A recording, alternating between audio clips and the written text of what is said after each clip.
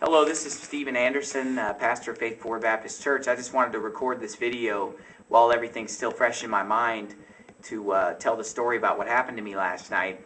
I was driving back from San Diego to Phoenix. Today is Wednesday the 15th. This was yesterday on the 14th. I'm driving back from San Diego to Phoenix, and I go through a Border Patrol suspicionless internal checkpoint. This is about maybe 75 miles east of Yuma on Interstate 8, somewhere around there. And I get stopped at the checkpoint, and they start asking me questions. I refused to answer the questions. They wanted to search my vehicle. I didn't allow them to search my vehicle because of my Fourth Amendment rights not to be searched without a warrant. And they referred me over to secondary inspection area. I said, no, I'd like to go on my way. I would like to go home.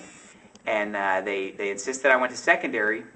Well, then they bring a dog over and they say, well, the dog alerted us that there are drugs or a human being in your trunk. He's trained to do that, and so now we have probable cause to inspect you.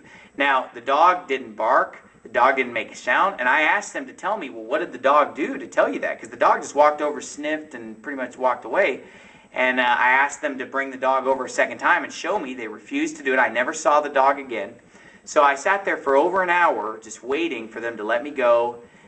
They just held me there. They wouldn't let me go anywhere.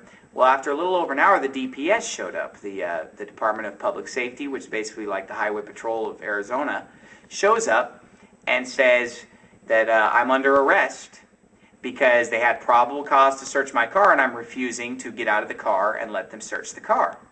Well, I told the DPS officer, I said, look, you know, the dog didn't do anything. I said, ask them to bring the dog out and show you, because I said the dog did not detect anything. I said there's nothing in the trunk except tools. Well, the DPS officer asked the Border Patrol if they would get the dog out, and they told him no. So basically they told me, well, you know, you're coming out of this car one way or the other, and we're going to search this car whether you like it or not. And so they, a gentleman from the DPS walked over to the passenger side of the vehicle, and he got out a hammer and some other device, and he was kind of tapping on the window for a couple minutes, like as if he were, you know, getting ready to break the window. And he was on the passenger side. I'm all the way over on the driver's side. Well, they told me, you know, cover your eyes because there's going to be glass when we break this window in. So I put my hands over my face like this, and I leaned forward to cover my eyes. And at that moment, not only did the officer on the passenger side break the window, but another hammer just came from out of nowhere. I didn't see this coming at all, and shattered the window right behind my head. I mean, 6 inches from my head. So both windows shattered in the same instant. I'm like this with my face in my hands, and at that moment, I'm shot by tasers. So I'm in excruciating pain. I couldn't even control my body anymore, because when you're hit with these tasers, you're paralyzed. And so I couldn't even, my hand came down to my face. I was trying to put my hand back in front of my face. I couldn't even control my arm. I'm screaming in pain. I'm shot with another taser. One guy from the Border Patrol grabs my head and basically shoves it into the driver door where the broken glass was, where they had just busted out the window. And I could just feel the glass shoving into the side of my head here as he just jammed my face into that side of that door, and held it there for a little while. It's hard for me to measure the time because I was in so much pain. It felt like it was taking forever. But it was, I mean, this definitely was taking some time. Then they grabbed me, threw me on the ground. Another officer stepped on my head. I mean, it felt like his full body weight, and basically was just driving my face down into more broken glass, asphalt, which is what all these cuts are from on my head. And he's got his foot on my head. I'm shot by more tasers again. Keep in mind, I had my hands like this over my face. I haven't resisted at all. I'm crying out for mercy. And they're just torturing me with these tasers again and again.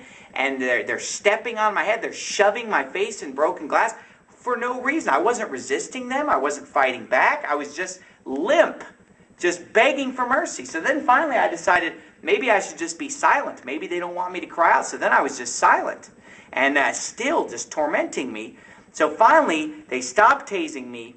They pick me up onto my feet. They take me into the trailer of the Border Patrol there. And when I walked in, I could see all their tons of screens showing all the different cameras. So, I mean, this is on tape from a whole bunch of different footages by the Border Patrol. They said, you know, they put my hands behind my back. They handcuffed me. And blood was on my face. I saw my reflection for a moment, and there was literally not 1 square centimeter of my face that was not covered in blood. I mean, my face was just solid blood. I looked like a monster. And so I'm sitting there in the chair with my hands handcuffed behind my back. The Border Patrol agents come in. They were laughing at me. Let me give you their names. One of them, his first initial is C, last name Diaz. Comes in, mocks me, laughs at me, reviles me. Another one, B. Griffiths was another one. Another agent that was standing in there at this time, Agent E. Gomez. And so these men are laughing at me, razzing me, while blood is dripping from my face. I'm just sitting there, you know, helpless. I've been beaten horribly. And so anyway, the DPS comes in, they read me my rights. Pardon? Didn't they tell you that if you just answered the question? Oh, yeah, and then C. Diaz told me, well, if you would have just answered the question, we would have let you go. And I said, wait a minute. I said, I thought that it was because the dog detected drugs or a human being in my car. I said, I just caught you in a lie. I hope these cameras have sound. And so that was C. Diaz that told me that. So anyway, the DPS agent comes in. He read me my rights. I have the right to remain silent and so forth. They take me. They throw me in the back of the squad car. They drove me about 70 miles away from where I was going home. They drove me all the way back to Yuma. They took me to an urgent care center. For some reason, he didn't want me to go in there and get treated. I begged him to let me use the bathroom because I really had to go to the bathroom. I hadn't been in hours, and I drank a bunch of water, and I had to go really bad. I told him, I said, you know, I'm in pain. I have to go so bad. He said, no, just wait, just wait. You know, he gets out, he chats with another guy from DPS and kind of tells him the story while I'm waiting. And then finally he tells me, oh, it's just 5 minutes to the emergency room. You know, I'm holding the bathroom. He takes me over to the emergency room. Finally, you know, eventually I get in there. I use a bathroom. They put 11 stitches in my head. And, you know, they cleaned out the glass. They cleaned me. And it took... Now, you're probably thinking right now, why haven't I cleaned off my face? This is after my face has been cleaned. They cleaned my face for about an hour and said, hey, this is the best we can get it. This is the best we can clean it. So I got 11 stitches. You can see the damage now that it's all cleaned up. Before, I just had a mask of blood on my face.